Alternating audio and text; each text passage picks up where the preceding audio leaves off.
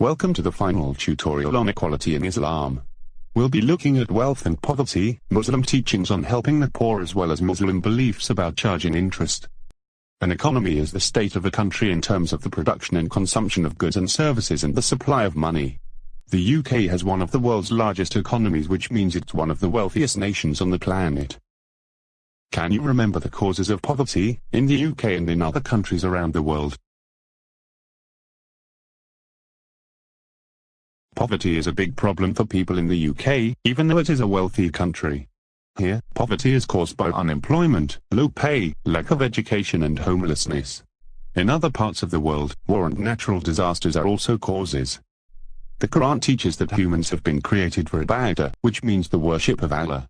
Ibadah includes anything involving serving Allah, like paying zakah to help the needy. Muslims believe they have a responsibility to look after others. There are lots of teachings in the Quran about wealth and poverty. No one should be left hungry, thirsty or homeless. The poor are entitled to help and Muslims have a responsibility to make sure they receive it. If a Muslim state doesn't take care of its citizens and a poor person steals to feed themselves, the thief cannot be punished. The blame is with the government. The Quran tells the poor not to worry, because Allah will provide, so they shouldn't envy others. Muslims believe that the more difficult it is for them to help the poor, the more valuable it is to Allah.